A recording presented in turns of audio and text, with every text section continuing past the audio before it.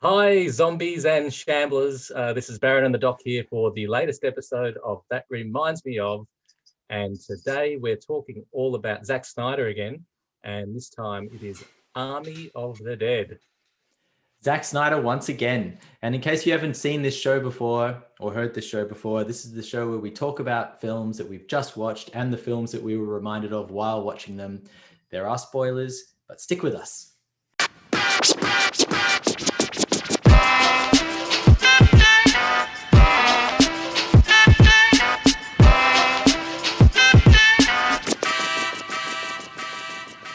Hi, Baron. How are you? Good, Doc. How are you? I'm very well. I think we could almost rename this podcast as the Zack Snyder I think we should. show. The Zack Snyder show. Zack Snyder's whatever the title is. Every episode. Is this one not known surely as Zack Snyder's Army of the Dead, is it? No. Please tell me. No, it's not. But I think maybe it should be, and that's something we can get to. Army of the Dead follows a crazy outbreak of zombie infection that comes from a different source than probably any of the other zombie films that we've seen before, at least that I have. This is a military operation gone wrong. For some reason, the military is driving from Area 51 with a zombie in the back of their truck, and then they get rammed into by a drunk couple who are leaving Vegas and release a zombie super soldier who then makes his way into Vegas and infects all of Las Vegas, turning them into alphas and shamblers and all sorts of zombie variants, at which time America takes the extreme but probably rational approach of like walling off all of Vegas and then calling it not part of America anymore. And then you jump forward, I think it's 6 years later or so, and you've got Dave Bautista, who's the buffest short order cook you've ever seen. And he gets approached by a Japanese casino owner. It's getting more ridiculous as I talk it through, who says, I've got $200 million in a vault underneath one of the casinos in Vegas. They're about to nuke the whole thing and level the whole place, destroying all the zombies. I want you to get a crack team together, go in there and get my $200 million out. There happens to be an old broken down helicopter in there that I want you to bring back to life somehow, an old shambler of a helicopter, and load somehow all $200 million plus your entire crew onto a single helicopter and get out before they nuke the place. The old 200 mil in a vault, get the team together deal. Yes. And of course, Dave Bautista then goes about getting together the most ridiculous crew of people he can manage to do this suicide mission / awesome action adventure. I think that's more than enough Okay, to say. Great. I often ask how you've come into the film. What's your baggage? I assume you are well versed with Dawn of the Dead. Yep. Oh, there's so much baggage when it comes to this film. I think for anyone who enjoys a zombie caper, they're going to come in with the whole zombie mythology behind them. And this one is just the latest. At first glance, it's incredibly exciting. Like if you watch the first 15 minutes that was released about a week or two early, this has one of the most banging credit sequences for a zombie film that could be created. Oh, let's talk about that, because you sent me the link, I remember, and I watched it on my phone. I was blown away. It was like I was transported to this other dimension. I didn't realize that so much could be happening. So I had really high expectations going into it. I thought this was going to be just madness. And love's probably too strong a word, but I really, really enjoyed Dawn of the Dead. Zack Snyder's Dawn of the Dead, not Romero's Dawn of the Dead. I loved Romero's Dawn of the Dead. I enjoyed Zack Snyder's Dawn of the Dead a lot. Yeah. I was looking forward to this being hopefully part 2 of that Dawn of the Dead goodness. Yeah, I just assumed that I'd seen Dawn of the Dead, but then I went back to supposedly rewatch it and I realized that I hadn't seen it at all. Oh, there you go. Yeah, which is sort of crazy because everyone's seen it, haven't they? Yeah, I've seen Shaun of the Dead. I hadn't seen Dawn of the Dead, but I really enjoyed it. It wasn't a flawless film, but no, it was really enjoyable. And when I then went back and looked at the timeline of zombie films and where this comes, well before Walking Dead, and just where it is in the chronology, it was obviously a really pivotal moment in the genre. Yeah, it was. It had sort of taken, if I've got this correct, and I think I do, 28 Days Later happened. That changed the face of zombie films because we went from shamblers to running zombies for the first time. Then maybe a year or two later, I can't even remember how long it was, but it's not long, we had Zack Snyder's Dawn of the Dead. And that one, took the fast zombies, added in the Hollywood kind of fun that you can go with that, and brought back the wonderful premise and setup that Romero had done with Dawn of the Dead, which is the mall as a place to withstand and hold out against zombies.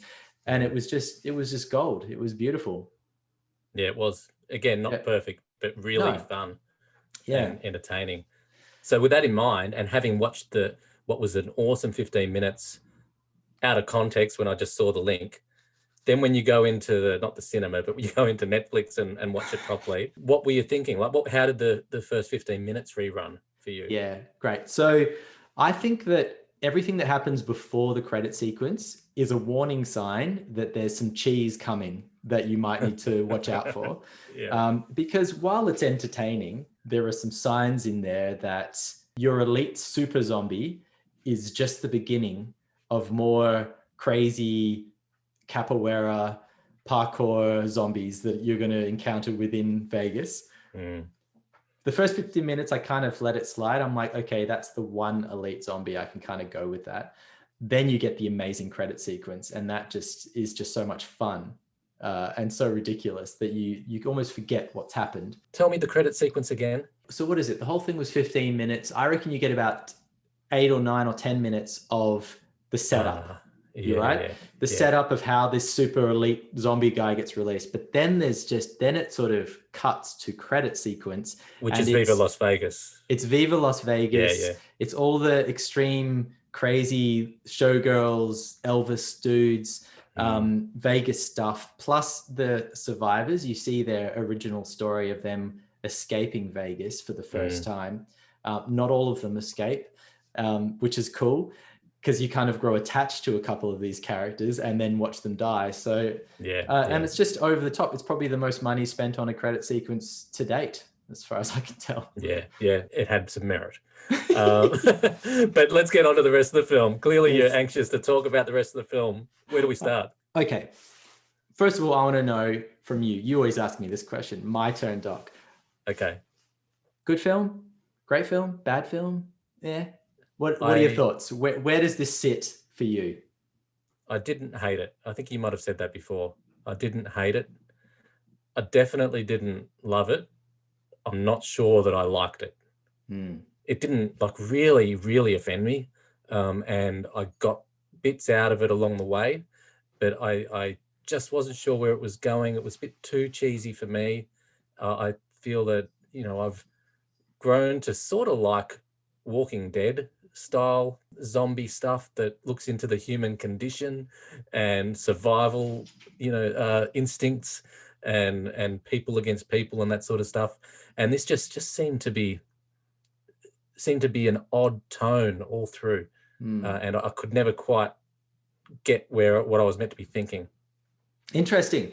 Yes, I'm going to throw an early reminds me of in there because it will inform everything that I'm going to say from here on, I think. Okay. So this reminded me of Zack Snyder's Justice League. Yeah, okay. Because it was Zack Snyder's Army of the Dead. And I say that because it was too long. He spent too much time introducing all of the characters and too much time getting to the first act turning point. And it's just all of the things that you saw in Justice League, his version of it. and there's stuff in there that we both really loved, but I just think that also we've got this recurring theme now where Zack Snyder, with free reign, creates films that are just a little too bloated. Like they're full of style. There's not quite enough drive through the story, and there's not quite enough substance in some areas, or maybe it's almost like too much substance, like it's substance we don't need. Yeah, it's substance as far as stuff, Yes. and not much substance as far as depth of, meaning. But I think what makes this bloatedness even more pronounced is in comparison to Dawn of the Dead, because That's a tight film. how tight the start is. Yes. Like the start is just glorious as far as tightness. Basically, everything happens with Sarah Polly loses her whole family within 5 minutes. Yeah. And you get the setup for the emotion. You go straight into the thrills. Goes straight into a world that's taken over before anything's happened, and you're in it. And this one reminds me of 1918. What's the one we saw? 1917. 1917. Yes. Remember how we were so impressed that we got straight into it? One of those years. Yeah, that's right. Exactly. Yeah. Yes, you're right. Dawn of the Dead is so tight. And I will add, that was written by James Gunn, who is pretty good at that. And this Army of the Dead was written by Zack Snyder, who I'm starting to think maybe is not very good at that. The other thing about Dawn of the Dead is that it has horror elements in it, a lot of really good horror elements in it. And this film almost has none. Like the horror is almost non-existent, which is interesting. It's not the good suspenseful horror is what I mean. It's got the gore, but it doesn't have the good suspense like that you get out of Dawn of the Dead. Yeah, and I don't like gore. I don't go for it. So if it's all based on gore, there's nothing there for me. And I feel that the genre question's a good one, because I think it's self-consciously trying to mash up genres. Like it has got the Ocean's 11-y stuff in with the zombie stuff, with a bit of sort of vampire twist in the alphas. So it's trying to do so many things, but doing them at a surface level that doesn't really connect. 100% agree. I think we're getting into part of it's getting clear that around what we think about this overall, but do you want to talk about some of the cool things that you found, some stuff you liked, then we can get into some problems and some more depth maybe. Cool things. Let's see. There weren't many that really stood out, but I kind of enjoyed watching Dave Bautista. Yeah. I don't know why. I really like him in Guardians, and I've got about 50 dot points of why he was so bad and ridiculous. And yet still, in spite of that, I sort of like it. Yeah. I find him a little bit magnetic. He is magnetic. I totally agree. And when you put glasses on him and make him look a little bit intellectual at the same time, you can't look away from the guy. It's all those bulging muscles, his weird, wrinkly head, forehead, but then just great eyes. There's something there. He's got it going on. I don't know what it is. And the fact that he can go all the way from, what's that film? Blade Runner. He can go from Blade Runner through to Guardians of the Galaxy, that spectrum. It's pretty impressive. I don't know much of his work. I know he was a wrestler. I've never seen him do it. I know he did mixed martial arts or something as well. And he does a lot of gym. And he clearly does a lot of gym. I find it so funny that he can barely move his head and his body around. Like he's so stilted, and it's just... He would be eaten by zombies instantly, because he'd come to the first obstacle that he has to climb over and he wouldn't be able to manage it. He'd have to sort of just roll his upper weight over the top of it, like his top heavy body weight, and hope to land on his feet. He reminded me of Mickey Rourke in The Wrestler. Yeah, perfect. Yes. Yeah. That wasn't going to be a reminds me of, so I can. In fact, if you were making The Wrestler now, I reckon they'd probably choose him to be that character over Mickey Rourke. Anyway, interesting. Yeah. Do you know what? On the negative, the casting of him alongside the other chap, is it Amari Hardwick? The big buff guy. Yeah, the big. Yeah. The big guy with the saw. Yeah. I thought that was a tone shifting moment when you start with a big buff main character, and then the Yeah, first one he recruits on his get the boys together routine is another big buff guy. I agree. Thought at that moment it felt distinctly different. It felt like a superhero movie because these are not normal people. These are just No, it was almost like Gears of War. I don't know if you know that game, yeah, but yeah, they're all huge, you know, and there's a distinct look to it. This had that. yeah. Which if you look at Dawn of the Dead, what's so nice about it is it's some weedy guy and just normal people. Totally agree. I totally agree. So yes, Batista, great. I agree. I think that was a cool choice. I didn't love very many of the other choices in terms of casting in this film, but I thought he was good.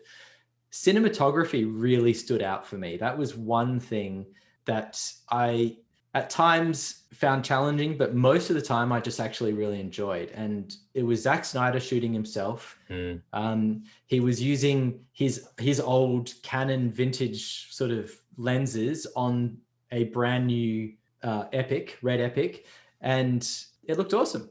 You know, he ended up with this super shallow depth of field all the time. Sometimes things weren't in focus. I'm okay with that.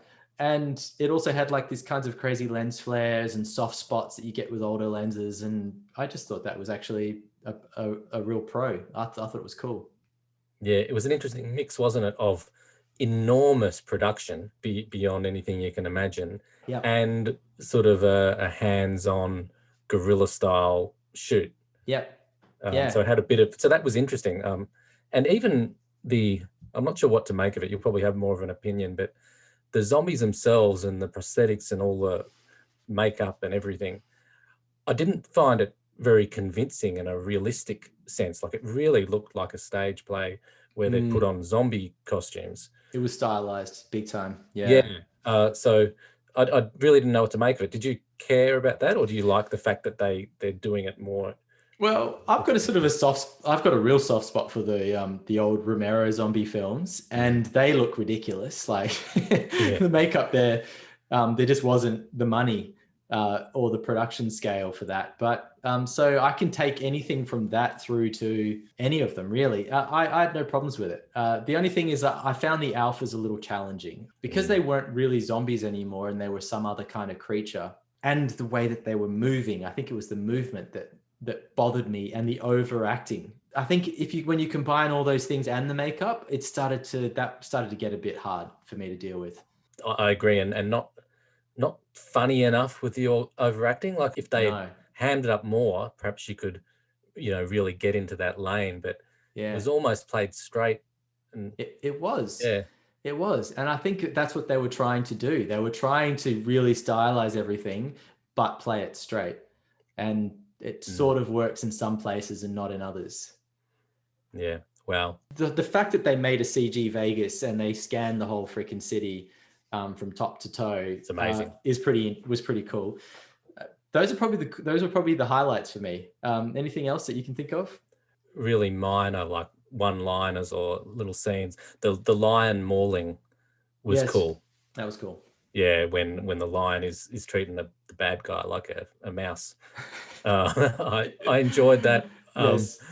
And However, I would say not as good as the Revenant and the bear mauling. You know, like if I was to compare, that for me is the standard, the A grade standard for what that can look like. A grade maul. Yeah. But you haven't seen the Revenant, have you? No, it's on the list. On the list. And a related quote was, I don't know who said it, but they said, "It's a goddamn zombie tiger that's crossing the line," which I thought was cool. That's a fairly self-conscious thing to say, because it's working on a couple of levels. It's saying to us as the audience, this is what a crazy thing to try and do in a movie. And that self-consciousness travels all through it to a certain extent. And it made me, it's a weird question, but it made me sort of wonder where it fits in the timeline of style in movies. Like it felt to me a bit self-consciousness that was a little bit dated. It seemed to be trying to be very now. Yes. But it felt like something from my 20s. That some of that reminds me a little bit of Guardians of the Galaxy. However, Guardians of the Galaxy does that so well. Beautifully.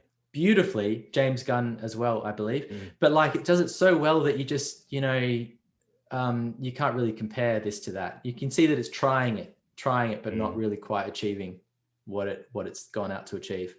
Problems. I think we've covered a few, but I've got quite a list. So I was curious to hear what you thought stood out as issues. The main thing for me that we haven't discussed is just the script in general and the lack of subtlety in the script. I know this is not meant to be Nabokov or anything, but still, what are some of the things? I wrote a few things down. The father-daughter conversation. She says, "You weren't there. You didn't show up." These lines have been used in every film under the sun. What else? Oh yeah, he realized he's effed it up. He says, "You and me and Kate," like stating the obvious. Right. And then that segues to, "Hey, have you seen Kate?" Hey, now that I mentioned Kate, where's Kate? Yeah, now that I I mentioned Kate, have you seen Kate? Guys, have you seen Kate? I meant to keep an eye on her all the time. Remember, that's what I said when we came here. You're gonna stick with me, lady. I know. Well, hey, that brings me to a couple things. Yeah. Plot holes. Okay, good. I wasn't going to talk about plot holes yet, but now that you've mentioned Kate's the daughter, right? She looks a bit like a Winnie Cooper from Wonder Years. That one. Winnie Cooper from Wonder Years? Oh my God, I cannot get that reference. Really? It's been that long since I've seen Wonder Years. The Wonder Years, the love interest in Wonder Years is Winnie Cooper. Wow. And if we're talking about if that's the daughter. The daughter, yeah. Yeah, she reminded me of her a bit. Oh, that's hilarious. Okay, so there's just such a list. All right, so we've got all these signposts and little things set up that actually make no sense or go nowhere in this film. It's quite incredible. First of all, they have literally pallets of money that they're planning to get out. I was even thinking, how many people can you fit on a helicopter while I was watching this? Before we even got to the money, I was like, how many are there? There's like 8 of them, and they're going to find an extra person, and then they're going to get money. This is crazy. And then that's all before they change it to you've only got an hour and 10 minutes or something to pull this whole thing off because the bomb's been brought forward a day. In which case, at that point, it's just impossible. It's just like, get on the chopper right now would be the obvious reaction. The next one is, just as they're about to do that, the daughter disappears. They're just about to escape. They all realize they've got almost no time. She decides to run all the way across Vegas to another building to try and find her friend with no plan of escape. Zero, like she's got no plan for getting out. She's just. But we've been there before because that's exactly what happened in Dawn of the Dead. Which bit was that? Oh, when they ran across to the other building. Yeah. I had some complaints about that, and there's several complaints about Dawn of the Dead. Let's be honest, it's just more entertaining. Yes, but the same thing there. This lack of motivation. Well, there's motivation on paper, but people just flinging themselves into stupid situations for no real reason. Horrific, and with no plan, as you said. Yeah. Okay, and then also just like getting the crew together, they choose a guy who's like an internet. Whatever, he's like a sort of social media personality who can do trick shots to be on their team. Yeah, and then we never see trick shots. We never see any cool trick shots.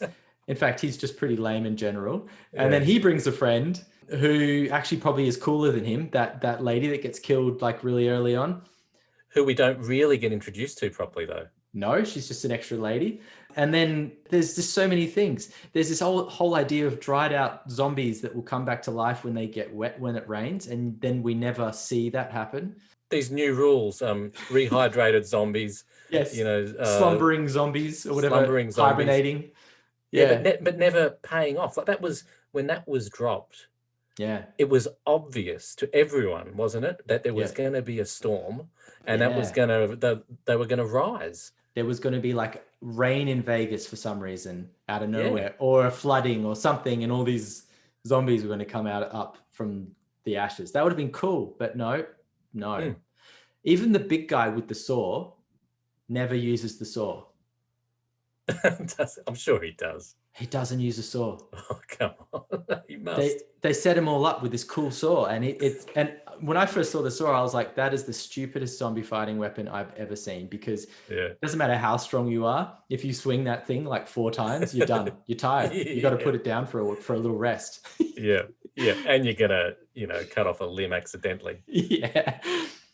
Oh, it just goes on and on. There's actually just an infinite list of crazy things that are set up and don't pay off. Oh, the zombies with the blue eyes. Why do the alphas have blue eyes? Just why did the alphas? Full And stop. why do the alphas know capoeira? If we're talking about the storyline and plot problems, I'll throw in just a leveler. One Yes. thing I did like, and I liked it because it surprised me, when the nerdy guy who predicted that he'd open the safe in 30 minutes and then opened it in exactly 30 minutes, that guy, Right. Yes. when he then locked his mate, buff guy number 2, in the vault, Yeah. I thought, what on earth? Why has he done that? That is so silly. Like they've said it's can't be opened again. It's all Yes. set up. And I honestly didn't, I was complaining about it. I thought it was a problem. I thought it was a problem too. Oh, you did? Good. Oh, because I said to Edith, that's a horrible way to die. You know Yeah, what I mean? yeah. Like, oh, okay. You're gonna get a bomb dropped on Vegas. You're gonna be under 10 tons of concrete, slowly starving to death. I could handle the death, Mm, like, of the character. Like, that didn't bother me. I didn't, I yeah. wasn't emotional about that. I was emotional about the logic of the guy that actually liked him, Yes. locking him there as if it's a good idea. Yeah. But Yeah. then when, spoiler alert, folks, then when it pays off at the end and he's Yeah. left, I actually thought that was a really good twist that I didn't anticipate. I agree. But wait, Oh no. massive extra spoiler alert. He ends up being bitten as well, doesn't he? That guy. Yeah. Yeah. Oh, which is doubly great. And that bit I Yes. could see coming. Yes. But Yes. him surviving due to his mate thinking that many steps ahead, Yeah, absolutely. was a cool thing. I reckon Zack Snyder has the ability to conceive of something, to storyboard it, to get a few important plot points in there, and then it's just the fleshing it out that he probably needs a bit of help. I think that's right. I think this script needed to be questioned more heavily. It needed more drafts because it has all the potential in the world. It has all the money in the world. It could have and should have been really cool. But some of the things should have been questioned. Do elite zombies need to know martial arts, parkour, and capoeira? No, they do not. They just need to be stronger and faster than the other ones. That's all they need to be. Zombies are scary enough as it is. Unless the stunt guys happen to know, and then you might as well use those moves. They're all just all of the elite zombies used to be stunt guys. Yeah. The whole thing, and then of course, just ironing out some of those holes. And I think all of them could have been very easily sorted out with a little more attention. Shall we go? Oh no, have you still got? No, I was gonna move on to reminds me ofs. I think we've covered all of the main issues for me. Oh, aside from the fact that it took 50 minutes to get into Vegas, that was like a major issue for me. Yeah, we have covered it, but that's we could have started there. I know, right? Yeah, I would have been on for the ride because the early part just did not add anything. No, and you can get a team together quickly in these films, so that's been established. Yeah. Before we go on, okay, just one thing that sort of bugged me was the tone shifts of when that guy, I know him from Westworld. Oh, Tanaka? Yes. Yeah, he's cool. I like him as an actor. Yeah, he's a great actor. But he was sort of getting all poetic about the, explaining how it was all going to go down, and they're juxtaposing that with imagery of what's going to happen. Right. I found that just a bit too cute, and taking classic heist cliche, really, isn't it? They're tropes from every heist film ever. Yeah, but I thought played up too much. Yeah, totally agree. Actually, that's a reminds me of for me. Okay. So this film keeps getting referenced as Ocean's 11 meets zombies. And I think that's only useful in that there's a group of people getting together for a heist and it's in Vegas, right? Yep. But that's about as far as that reference can go, because none of the characters are any near as cool as any of the Ocean's 11 characters. They just don't have the sort of panache and suave, gentlemanly coolness that you get with that show. Instead, they kind of reminded me of Fast and the Furious, but dumber on some level, even if that's dumber than Fast and the Furious. Yeah, they're just Fast and the Furious. They're all bros, but it kind of we sort of know who we are in that world and who they are, and it all kind of makes sense. This felt like it was more similar to Fast and the Furious, but they just didn't have that self-awareness figured out of what the show is. And really, as we've established, I think only Bautista was good in the group. Yeah, they all have. So that's actually moments. An anti-reference, not Ocean's 11. No, I think these anti-references are as good as references if they remind you, if it reminds you of them. Well, I think I've got a good one. Army of Darkness. Oh, yeah, okay. Both in name and in what it's kind of trying to do. So Army of Darkness, of course, is Evil Dead 3. Yes. The film that came after one of the greatest films of all time, Evil Dead 2. That's right. And Army of Darkness is pretty great in its own right. It's not just great, it is one of my rippers. I almost like it more than Evil Dead 2. The tone is trying for something similar, trying for a bit of larger than life humor. Yeah. The difference is Bruce Campbell. Yes. So you've got this brilliant comic lead in Army of Darkness that you just don't have driving this other film. It's like Bautista just plays it completely straight, and he's got all these clowns around him that aren't really funny, and he just plays it straight. It's so true. You know what? Army of Darkness is, like I was saying before, tonally pitch perfect. You know, Sam Raimi knew what he was making with that film, and he knew exactly what he was making. It was perfect. Pitch, right on pitch. I wrote that. I wrote pitch perfect tone. Yeah. This one isn't. This is all over the place. But you can see what it was trying for. So I totally see what you're saying. Yeah.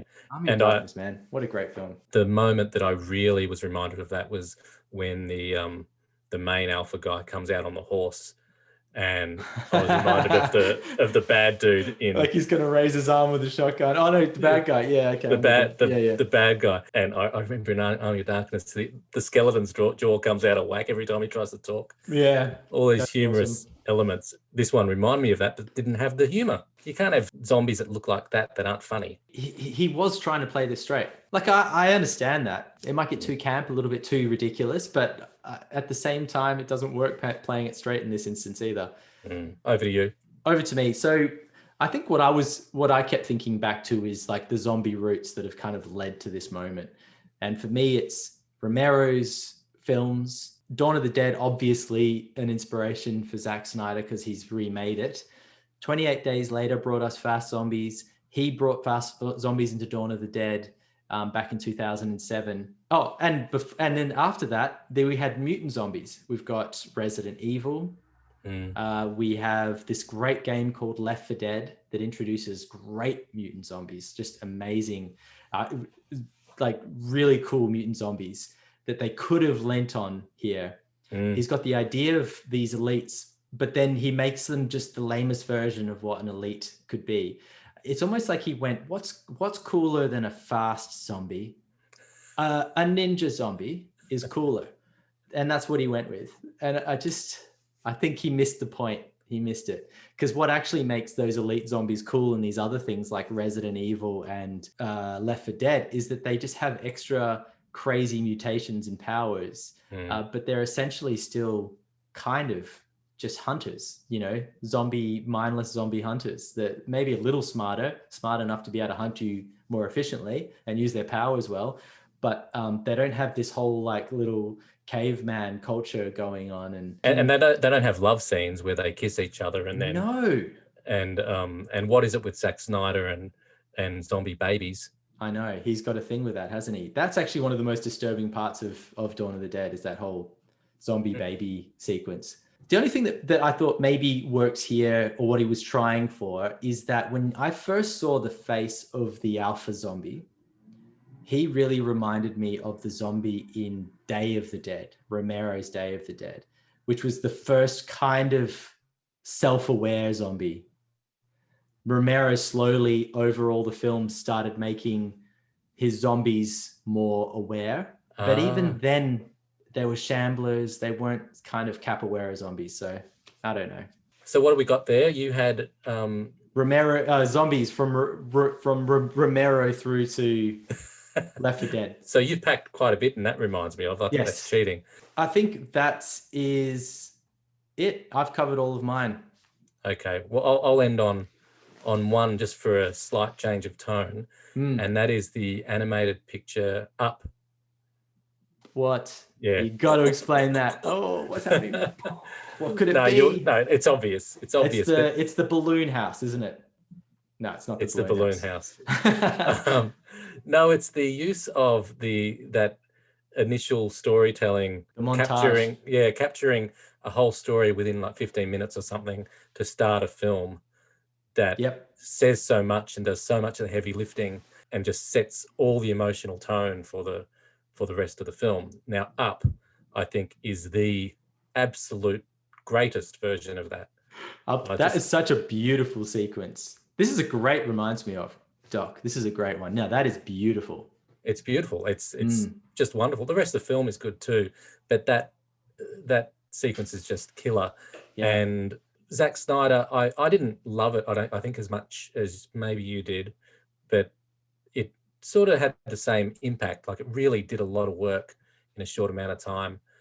I totally agree. That moment where the parachuter is coming down with his gun and you can see he's worried, and then the camera tilts down and there's 1,000 zombies waiting underneath for him to land, and there's nowhere he can go.